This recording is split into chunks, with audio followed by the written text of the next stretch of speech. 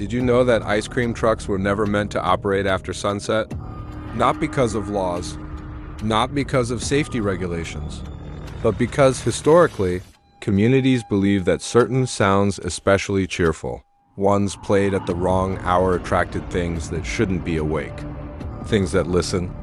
Ice cream truck melodies were designed to be heard in daylight. When children are loud, streets are alive, and reality feels solid. At night, those same melodies stretch, they distort. They carry farther than they should. And in my town, someone figured that out. I grew up in a town so small it barely existed on maps. No movie theater, no mall.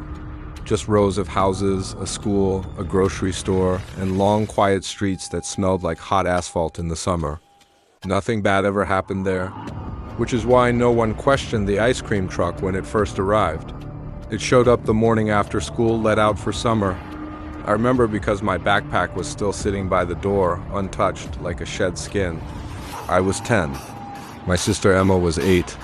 We were sitting on the front steps when we heard the music. At first, it sounded normal, familiar, comforting. Then I realized something was wrong. The melody wasn't quite right. It dragged.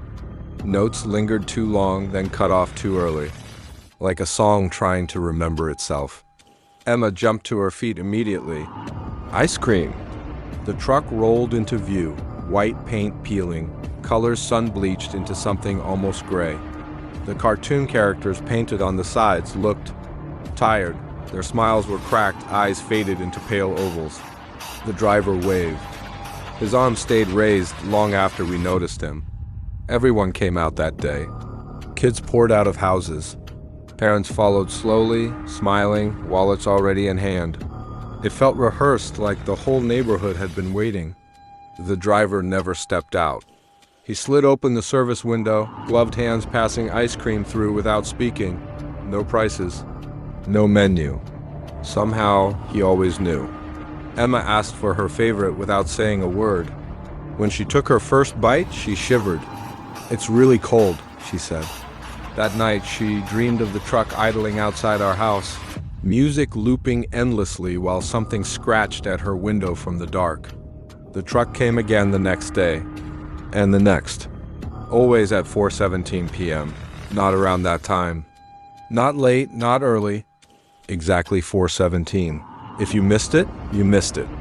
I didn't realize how unnatural that was until later. By the end of the first week, people were planning their days around it. Parents rushed home from work. Kids waited on sidewalks before the music even started. It was like the truck had trained us. Emma started talking about the driver like he was a friend. "He remembers me," she said. I never saw him smile. The first night it came after dark, I thought I was hallucinating. The melody drifted through my open window at 11:43 p.m., slow and warped, stretching through the quiet like a whisper. I looked outside. The street was empty, except for the truck. It sat beneath the streetlight, engine running, music playing softly. The light above it flickered, struggling. The driver sat motionless, not moving, not blinking, just waiting. The truck stayed for 7 minutes. Then it drove away. The next morning, no one talked about it, but people were different. Mr. Harlan stopped mowing his lawn. Mrs. Klein began leaving her door open at night. Kids at school showed up pale and exhausted, whispering about dreams they couldn't remember clearly. Emma stopped sleeping. She sat up in bed at night, eyes open, listening. "He says my name," she whispered once. "Who does?" I asked. "The ice cream man." By the third week, the disappearances started. Quietly.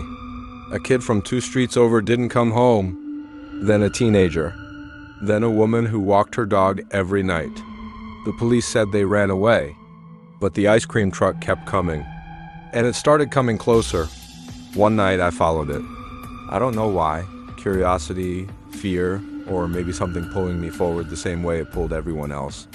The truck drove slowly to the old mall parking lot, the one that had been abandoned for years. The music stopped the moment it parked. Silence rushed in, thick and heavy.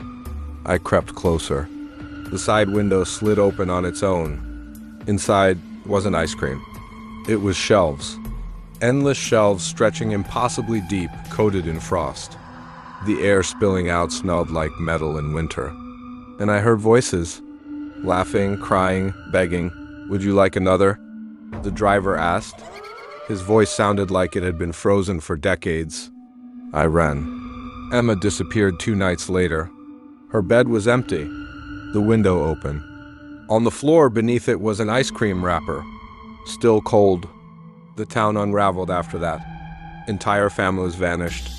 Houses were left open, meals untouched, televisions still glowing in empty rooms. The police station closed. The roads out of town looped back in. And every night, the ice cream truck drove slower, lingering longer, waiting. The last time I saw it, it came for me. The music stopped outside my house. The front door opened by itself. Heavy footsteps moved through the hallway. The driver stood there, taller than I remembered.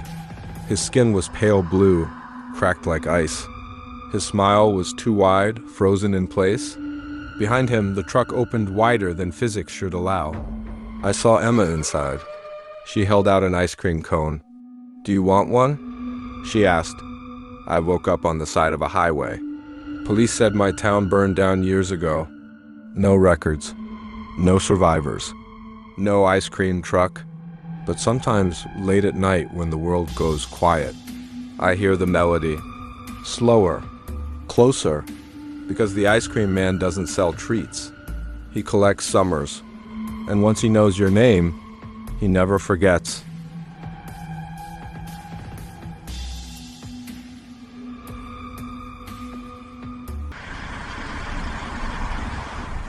Did you know that when people survive something impossible, the first thing authorities do isn't ask what happened? It's ask where you woke up. Because whatever takes you rarely lets you go far. When the police found me, I was barefoot on the side of a highway I didn't recognize, screaming about music that no one else could hear. I was dehydrated, sunburned, and clutching something so tightly they had to pry my fingers open. It was an ice cream stick, not melted. Not sticky, still cold. They asked me where I came from. I told them the name of my town. They exchanged looks and didn't write it down. At the hospital, a doctor sat beside my bed and spoke softly, the way people do when they've already decided you're broken.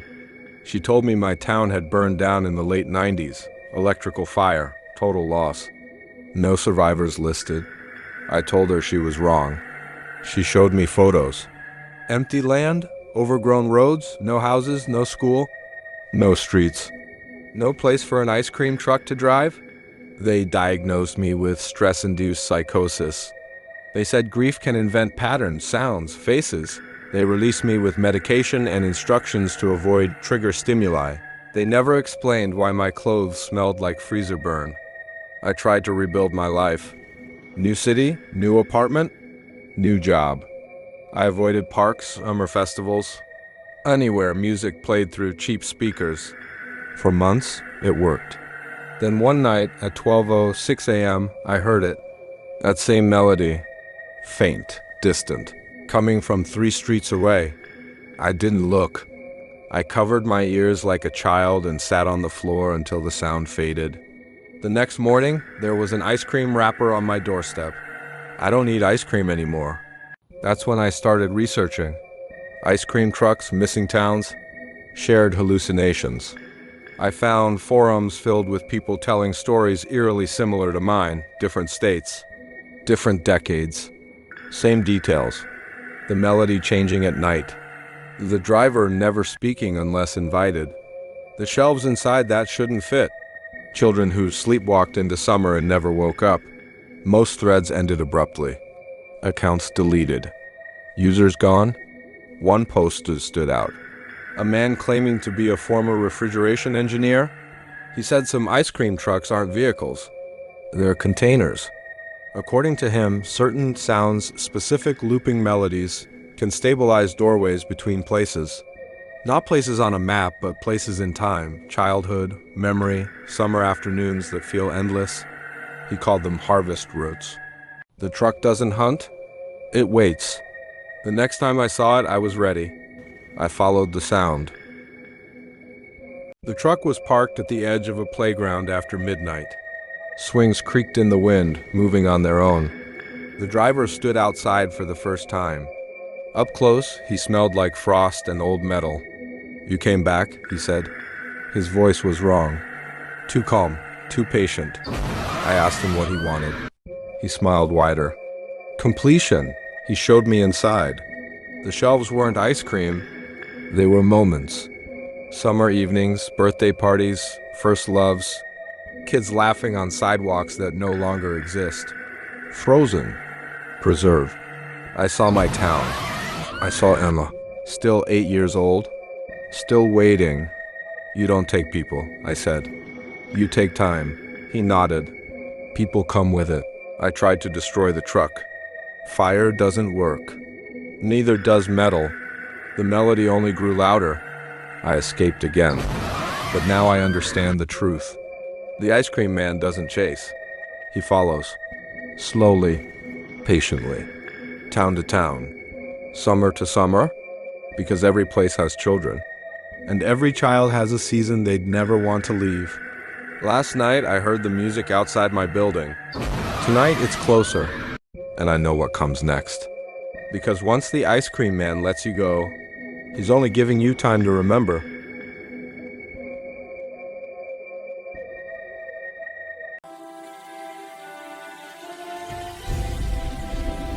Did you know that memory is the only thing the human brain will fight to preserve, even when everything else is gone? You can lose your home, your family, your body, but memory clings. And that's exactly what he feeds on. After the last time I heard the melody outside my building, I stopped pretending I could outrun it. You don't escape something that doesn't exist in one place. You endure it. You wait. You listen. The music didn't come every night. That was worse. It came when I started to feel safe again, when I laughed at work, when I slept through the night, when I almost believed the doctors were right and it was all in my head. That's when it would return. Soft, distant, patient, like it was checking on me. I started recording everything. Dates, times, locations. The melody always appeared during moments of emotional stillness, never during panic, never during grief. Only when I felt full, satisfied. That's when I realized something important. The ice cream man doesn't take pain. He takes contentment. I went back to the forums. Most of them were gone now, replaced by error pages or unrelated content. But one private group remained, hidden behind an invite-only board. They called themselves the Summer Keepers, survivors, or at least people who had been spared. For now, they all described the same thing: being released, waking up somewhere else, hearing the melody years later. And the dreams, God, the dreams. We dreamed of being young again. But wrong. Streets slightly off, friends missing faces, parents who never blinked. And always, somewhere in the distance, that music. One member finally said what we were all afraid to admit. You don't escape the truck. You're returned. Returned to circulation. Like something checked out from a library. I asked them why? Why some of us came back. The answer came from a user who hadn't posted in over a decade. Because not all summers are finished. That night, the ice cream truck parked directly outside my apartment. No music. Just the engine, idling, waiting. I went down to it. I don't know why. Maybe because I was tired of being hunted by nostalgia. Maybe because part of me wanted answers. Or maybe because some part of me still remembered what it felt like to be 8 years old on a hot afternoon, waiting for something sweet. The driver was standing beside the truck. He looked more human now, less cracked, less frozen, almost refreshed. "You've been busy," he said. I asked him what happens when the shelves are full. He looked confused. "They never are." I told him I wanted Emma back. He tilted his head. "You don't want her back," he said gently. "You want her unchanged." He opened the truck. Inside, time folded. I saw children from different decades standing together, all the same age they were taken, laughing, eating ice cream that never melted. No hunger, no pain, no endings. A perfect loop, a preserved season. This isn't hell, the driver said. It's mercy. He told me the truth then, about why the trucks exist, about why the melodies differ town to town. Long ago, people realized something terrible. That childhood doesn't fade naturally. It's taken by time, stolen by responsibility, memory, loss, and some cultures refuse to accept that. They built containers, harvesters. They learned how to trap summers before they died. The first trucks didn't work. The children screamed. The sound attracted attention. So they added music, something cheerful, something no one would question. I asked him what he was. He smiled. I remember, he said. That's all. I tried to leave. The door wouldn't open. The shelves had shifted. The truck was smaller now, crowded.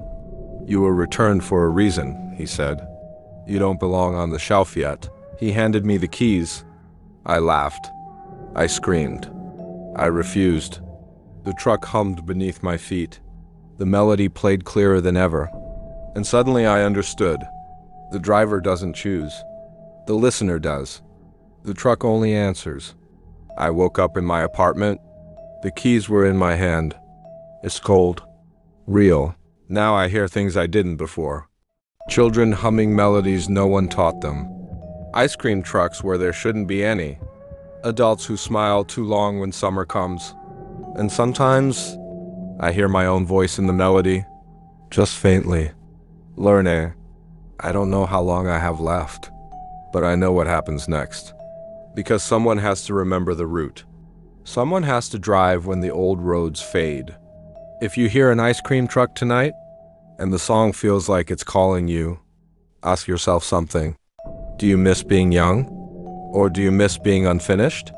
Because once you step closer, summer never ends, and neither does the job.